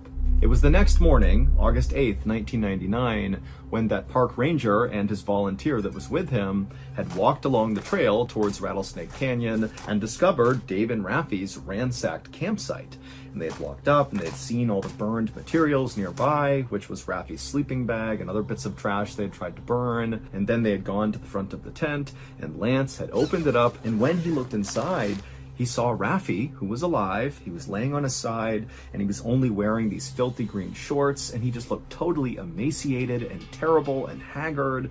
I mean, the guy really looked like he was on death's door. And then Raffi, when he saw Lance looking in, he just said, "Please tell me you have some water." And Lance did have some water. He gave it to him.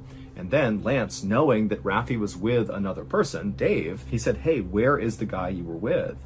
And Raffi, as he's drinking the water, just kind of casually pointed out of the tent somewhere off behind where Lance and his partner was.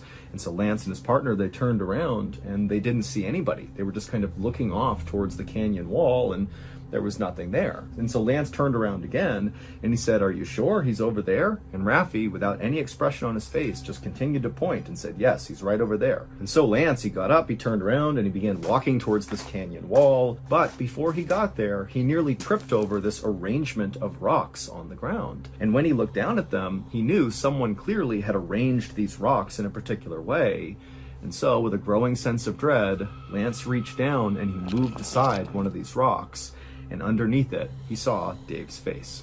It would turn out, the night before, when Raffi and Dave had crawled outside of their tent and began having that very intense conversation, what they were talking about is, what do? We know we're going to die. No one's going to reach us before we die of starvation, or we die of dehydration, or maybe some animal is going to come attack us and kill us. Like, we don't have any hope. And so as they were sitting there, Dave actually pulled out his pocket knife and attempted to cut his wrists, but he couldn't cut deep enough to actually kill himself. And so Dave said to Raffi, "You're going to have to kill me. And then after that, you're going to have to kill yourself." And Raffi had agreed. And so Raffi and Dave, they went back inside their tent with no floor. It's just open rocks in the bottom. And Dave, he lied down on his back and he pulled his shirt up and he exposed his rib cage. And then Raffi pulled out his 4-inch pocket knife and he placed it right up against Dave's rib cage. And then with Dave basically egging him on to stab him, Raffi attempted to push the knife into his heart, but he couldn't break the skin. And so Dave, he's now screaming out in pain, but he's still urging Raffi to come on, just do it already. And finally, Raffi does manage to get the knife right through his ribs and into Dave's heart. Dave did not die right away, but Raffi covered his mouth and continued to push that knife in until he did die. And then once Dave was dead, Raffi used the little bit of energy he had to drag his body away from the tent, where he buried him under those rocks. And then Raffi, who now has no energy left, just crawled back to his tent and laid down on those loose rocks inside of his tent and waited to die. But just a few hours later, on the morning of August 8th, Lance the park ranger, along with his volunteer, had come down and discovered Raffi before he had died. Little did Dave and Raffi know, this campsite where they had been for the past few days was just a 15 or 20-minute walk from their car. 9 months later, on May 11th, 2000, Raffi pled guilty to murder and was sentenced to 16 years in prison. However, Raffi insisted throughout the trial that the reason he killed Dave was because Dave asked him to. It effectively was a mercy killing, and that Raffi intended afterwards to die himself. This was murder-suicide. And Dave's family believed Raffi, and so did another judge. And so ultimately, Raffi would only serve 16 months in prison before he would be released. So that's going to do it. If you got something out of today's episode and you want to hear more stories like this one, be sure to check out our podcast called the Mr. Ballin Podcast, where we have literally hundreds more stories available right now. Again, the podcast is just called the Mr. Ballin Podcast, and it's available exclusively on Amazon Music. Today, we're going to look at 3 medical mysteries, with each story being more unbelievable than the last. But before we get into those stories, if you're a fan of the strange, dark, and mysterious delivered in story format, then you've come to the right place, because that's all we do, and we upload once a week. So, if that's of interest to you, the next time you're visiting the like button at their house, be sure you rub poison ivy all over their toilet paper. Also, please subscribe to our channel and turn on all notifications so you don't miss any of our weekly uploads. Okay, let's get into today's stories.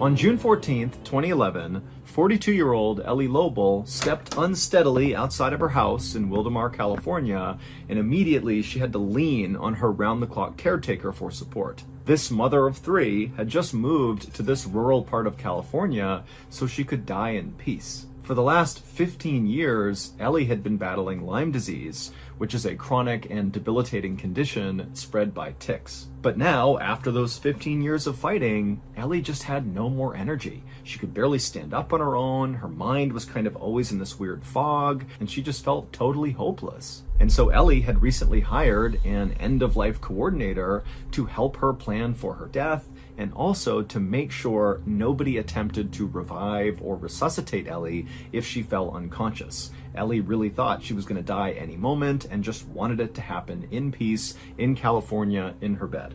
But dying can be complicated, and Ellie, after moving to California, had laid in her bed for 3 days expecting to die, but didn't. And so, on June 14th, Ellie decided she would just get up, and with the help of her caretaker, she would just go for a walk in her new town. Every step was painful for Ellie as she clutched her caretaker's arm, but the sun was out, the sky was blue, and flowers were in bloom all around her, and just for a moment, Ellie suddenly realized she was feeling something she had not felt in a long time. She was feeling grateful to be alive. But that feeling was very short-lived because as she stood on this sunny sidewalk in California, she suddenly felt something small and sharp smack into her forehead. And Ellie, she kind of looked up and realized it was a bee. Now, she was determined not to let an insect ruin this rare instance of happiness in her life. Ellie just kind of reached up and tried to swat it away. But when she looked up again, she noticed the bee was still there, and worse, there was now an entire cloud, a swarm of bees over her head that were descending down on her. And as this happened, Ellie's caretaker, who saw the swarm, screamed, let go of Ellie, and ran away from her. And so poor old Ellie, who couldn't even stand up on her own, was forced to fall to the ground and kind of cover her head with her hands to try to protect herself. But within seconds, these bees had descended on her and were stinging her head, her ears, her face. I mean, she was getting destroyed. And these were not normal bees. These were African killer bees that were known for stinging their victim dozens of times. And Ellie was fiercely allergic to bee stings. And so instead of dying a peaceful death in her bed, Ellie was now going to die a viciously painful, awful public death out on the sidewalk all by herself. Ellie's life had started out with so much promise. By the time she was just 18 years old, she had already earned her PhD in physics. And then by 1996, when she was 27 years old, Ellie and her husband had 3 beautiful children, and they had moved into their dream home in New York's Westchester County. Her life really seemed perfect. But that same year they moved into their dream home, Ellie suddenly noticed there was this rash at the top of her thigh, and it kind of looked like a red bullseye, and Ellie had chalked it up to, some sort of weird spider bite and not thought much of it, not realizing that that bullseye marking is actually the calling card for ticks who carry Lyme disease. That's what they leave behind after they bite you. But Ellie didn't know that, and so not long after seeing this rash, Ellie began having night sweats and night shakes. She had these flu-like symptoms that didn't go away for months, and it left her totally exhausted and discouraged. Doctors told her that she could have arthritis, or fibromyalgia, or MS, or heart failure, or some other horrible condition, but it was ultimately a park ranger that Ellie just happened to meet one day who recognized that that rash she described at the top of her leg was very likely because she had been bit by a tick that had Lyme disease, and now all of these symptoms, that seemed like Lyme disease too. And then when Ellie went into the doctor and said, I think I have Lyme disease, they said, yep, you do, but now the disease has progressed so far, it's basically too late for you. And so for years, Ellie wasn't able to work or really even be a mother because of this disease. And then eventually her marriage fell apart and ended in bitter divorce. And so this disease really had just kind of wrecked Ellie's life. And so at the 15-year mark of having this disease, she decided, you know what, enough is enough. I'm going to California and I'm going to die on my own terms. But Ellie had envisioned a peaceful death in her bed, not an agonizing death caused by a barrage of African killer bee stings out on a sidewalk in some random town in California. The attack on Ellie lasted maybe about a minute, but it was the longest minute of Ellie's life. The pain was just unimaginable. And then after all the bees had left, Ellie's caretaker actually came running back over to her, scooped her up, and began running with her back to the car. And as Ellie was getting carried, Ellie realized her caretaker was probably going to take her to the hospital, and she didn't want that. Even though she had had that kind of nice moment before the bee stings when she was looking around at this beautiful town and the sun was out and the flowers were out, that wasn't enough to inspire her to want to live. She still, deep down, did just want to die. And so she figured, with these bee stings, I'm gonna have an allergic reaction any minute now, and that's gonna take me out, and I just want it to happen so I can be done. And so Ellie made her caretaker drive her back to the house and put her in bed, and then Ellie laid there waiting to die. But 3 days later, and Ellie had not died yet.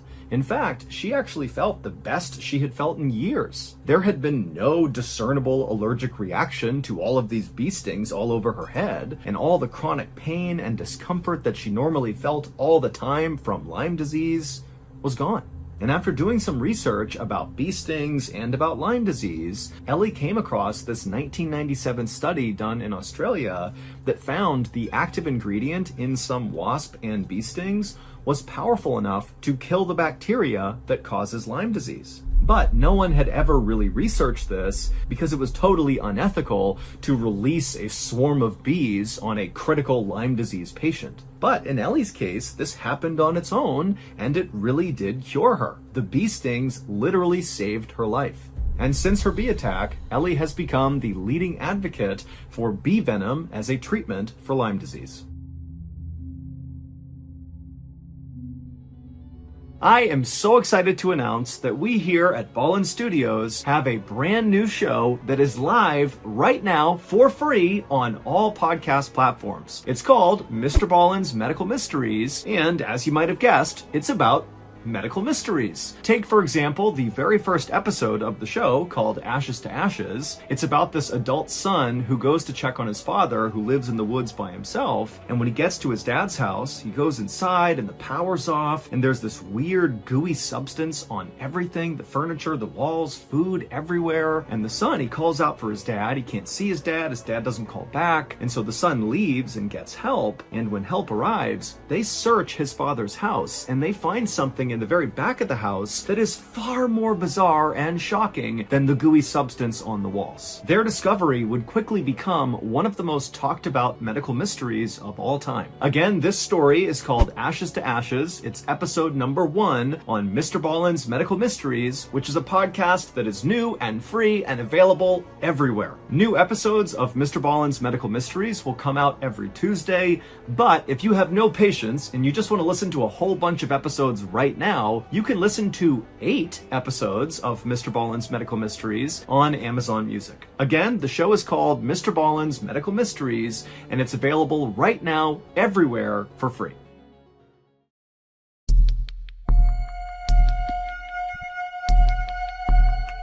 In the late afternoon of May 1st, 2016, 13-year-old Shoaib Ahmed and his 9-year-old brother, Abdul Rashid, chased a soccer ball across a dusty plain near their little rural town in Pakistan.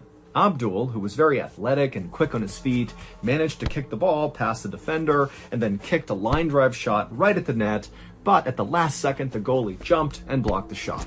And so Abdul threw his hands up in exasperation, but even though he was frustrated he missed a shot, he was having a blast. He loved playing soccer with his brother and the neighborhood kids. But as much fun as he was having, Abdul at some point looked up and he noticed the sun was starting to set behind the mountains. And immediately when he saw that, the expression on his face went completely deadpan. And then he looked over at his brother, Shoaib, who also had noticed the sun was setting. And by this point, Shoaib was already rushing over to Abdul. He grabbed Abdul's hand, and the two brothers, without a word to their friends, who were just kind of standing there watching, they took off and just hustled back towards their home.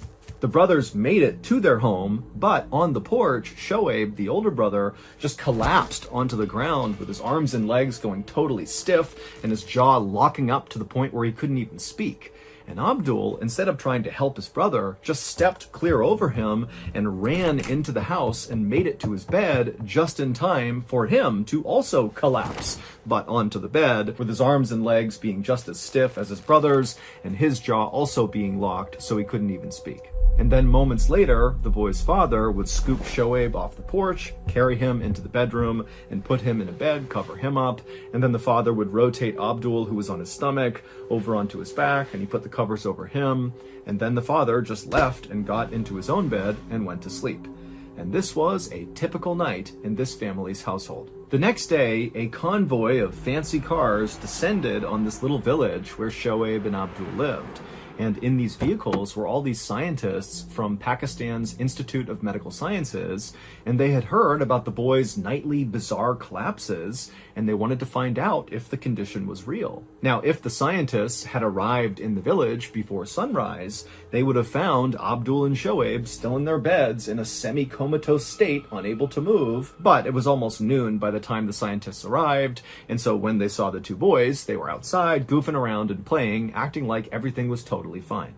In the village, neighbors referred to Abdul and Shoaib as the solar boys because they were only normal and active and like the other kids during the daylight hours when the sun was up, and then at night they would become totally paralyzed and mute. Now, the villagers saw this happening, but they didn't really believe it necessarily. They thought maybe the kids were making it up to get attention, or maybe they were doing it as like a grift to get people to donate money to the family. But Shoaib and Abdul's father completely denied this and said they had not made any money from what was happening to his sons, and all they wanted to do was just figure out what was wrong with them so they could help them.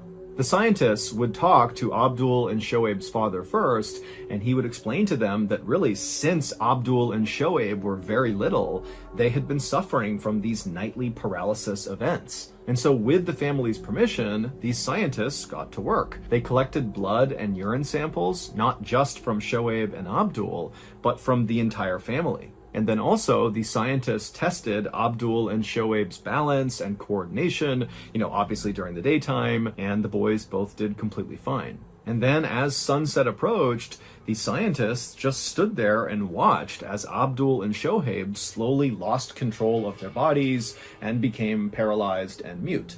And then throughout the night, the scientists just continued to watch them, and the boys did not move at all.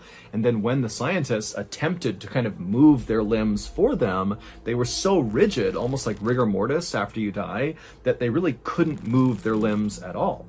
Then, the next morning, as the scientists were watching, the sun came up, and it was like suddenly Abdul and Shoaib were totally back to normal. They popped out of bed with a smile on their face, able to move around, no problem. And so to the scientists who watched this go on, they were left thinking, okay, there's no way these kids could be faking this. Like, no one could fake this. This is real. But the scientists really didn't have any new information to pass to the family because, the boys' blood and urine samples came back completely normal, and they had passed all of their balance and coordination tests. And so it seemed like, Abdul and Shoaib should be totally normal, healthy boys, but they just weren't, and these scientists didn't know why. Now, these scientists were not the first group of people who had tried to solve the mystery of the solar kids. For years, their father had been trying to find someone who could help them, but he was having no success. Doctors in the nearest hospital to their village were convinced that the boys had a rare illness that made them extremely tired only a couple of hours after waking up in the morning. But Abdul and Shoaib had loads of energy all day long. It was only when the sun came down that they became totally paralyzed. And so the father didn't believe those doctors were really taking this that seriously. The imam at a local mosque was convinced the boys were possessed by demons, and so he organized an exorcism where a group of religious leaders basically tapped on the boys with sticks while chanting in rhythm and dousing them with holy water. But that didn't work, and so the family was close to giving up on ever finding help for their sons. But then in April of 2016, so a month before that team of scientists descended on the village to research the boys, a TV news reporter from Pakistan's version of CNN came to the village to interview the family because this reporter had heard about this strange condition these boys had. And this interview was seen by millions and millions of people, including Pakistan's most esteemed and influential doctor, a man named Dr. Javed Akram, who happened to be the vice chancellor of Pakistan's Institute of Medical Sciences. Dr. Akram had never heard of such a strange condition, and so he was the one who ordered those team of scientists to go to the village and research this family. And after those scientists came back and checked in with Dr. Akram, it was clear they had not had a sort of breakthrough moment with regards to what was going on with these boys, but they were very convinced that this was a real condition. And so Dr. Akram decided that he and his team would just continue to study this family until they figured out what the heck was going on with these two boys. And finally, a year later, in May of 2017, Dr. Akram believed he had figured out what was wrong with them, and he even had a solution. But his solution was so simple that Dr. Akram actually kind of second-guessed himself, thinking, this is too good to be true. So the doctor decided he would run one more experiment just to test his theory and make sure he really was correct. And so Dr. Akram flew Abdul, Shoaib, and their father out to his institute in Islamabad, and that night Dr. Akram watched as the two boys slowly slipped into paralysis as the sun went down. But this time, as soon as the paralysis was clearly beginning, Dr. Akram gave each of the boys a pill. And 40 minutes would go by, and suddenly Abdul, who was totally mute and laying there still, broke into a smile, and then he raised his right leg. And then Shoaib, right next to him, he too smiled and turned his head. And then 20 minutes after that, both boys were up on their feet, totally fine, laughing and joking, because they had never really done anything at night. They were always paralyzed as soon as it started to get dark. It would turn out Dr. Akram and his team had discovered a very strange mutation in Abdul and Shoaib. Our brains naturally produce all sorts of chemicals that keep them running, and one of those chemicals is called dopamine. Dopamine does several things, but one of those things is it controls muscle movement. The mutation that Dr. Akram and his team had discovered was that the boys' genes were mistakenly shutting off dopamine production every single night, and so that was why they were becoming totally paralyzed. This mutation was the result of a series of complex genetic mistakes, but the fix was actually quite simple. The pill that Dr. Akram gave Abdul and Shoaib was just a dopamine pill, and what it did is it basically just turned the boys' bodies back on. And so Dr. Akram and his team had discovered quite possibly the world's rarest disease, only afflicting one family. But fortunately, they had also found the cure too, and so Abdul and Shoaib, from that day forward, lived totally normal lives by taking their dopamine pills every night.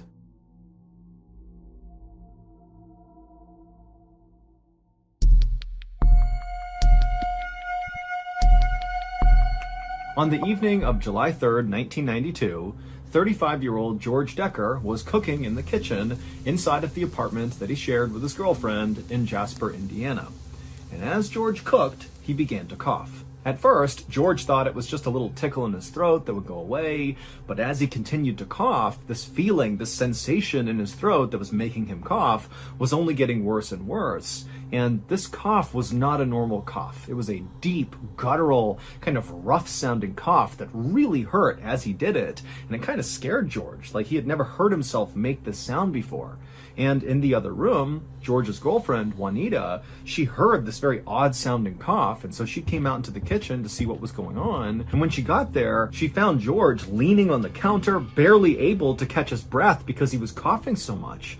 And this was totally out of character for George. He wasn't sick, he didn't have some sort of respiratory problem, he didn't smoke cigarettes. He did work in a metal shop where he melted down aluminum and poured it into different molds, but he always followed all the safety precautions. He wore a mask, he did all the things you're supposed to do to make sure he didn't inhale anything toxic. And so there was really no good reason why George would suddenly be having this unbelievable coughing fit. And so as Juanita kept asking George, hey, are you okay? Can I do anything? George, he can't even talk. He just pulled a handkerchief out of his pocket and he put it over his mouth as he continued to cough.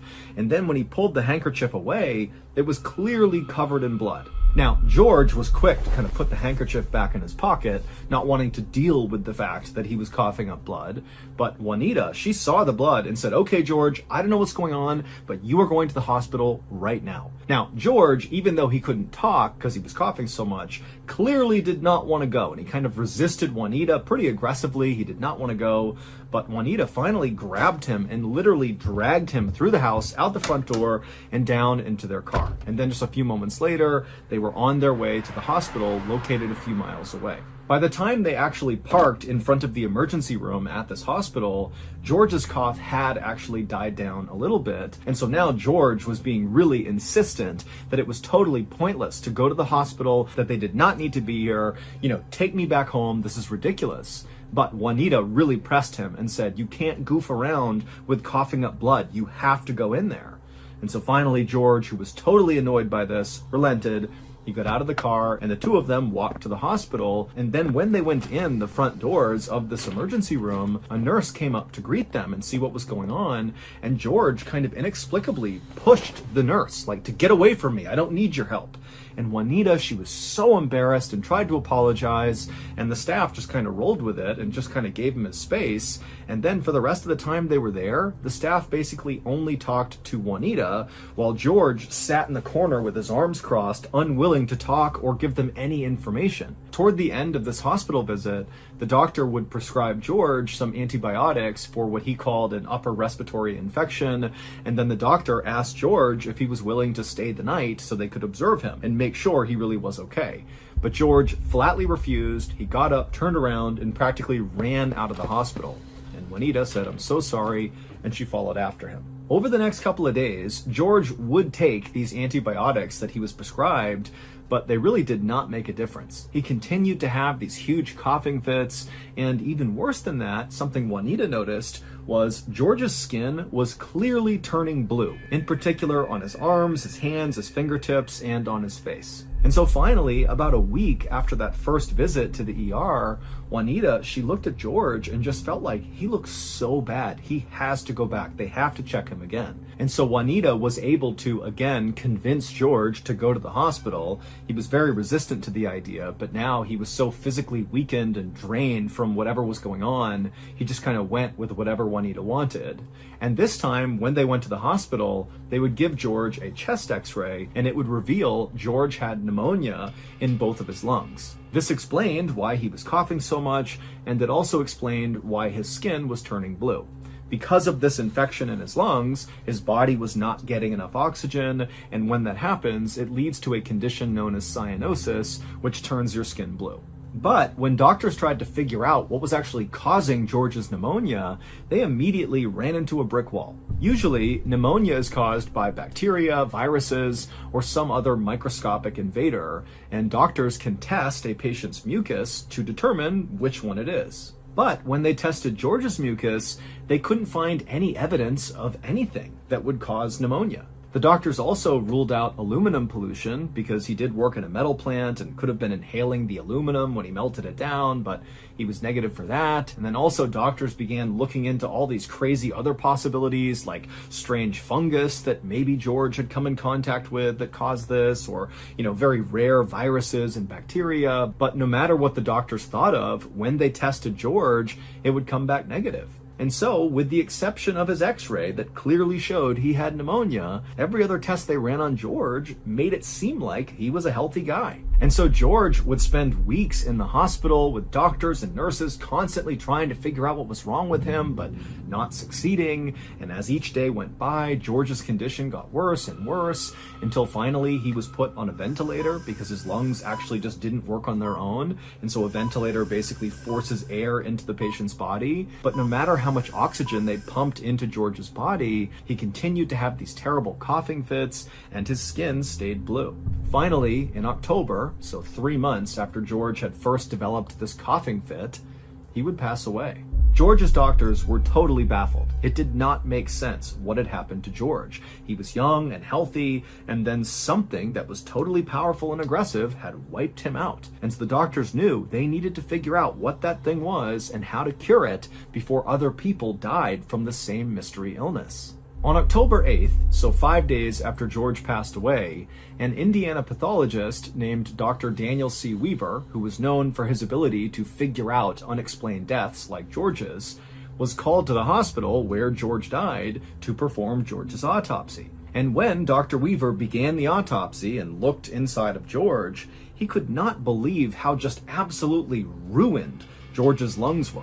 Healthy lungs are sort of like cotton candy. The tissue is light and airy, which is perfect for transferring the oxygen we breathe throughout our bodies. But George's lungs were thick and heavy, and they were lumpy with scar tissue. I mean, they were totally useless. And so Dr. Weaver knew, George basically suffocated to death. But now the question was, why?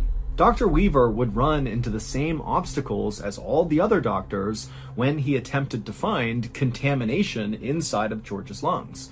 There was nothing to see. In fact, at the end of the autopsy, Dr. Weaver had basically learned nothing as to why this happened to George. In frustration, after this autopsy was over, Dr. Weaver went to George's medical records and just began reading through them, and it was at this point that he saw something very odd that other doctors clearly had seen too, but they must have thought it was not important. At that very first ER visit, Juanita had told nurses and doctors that George, before he had begun coughing in the kitchen, he had been in a great mood. And generally speaking, George was just a very positive and upbeat person.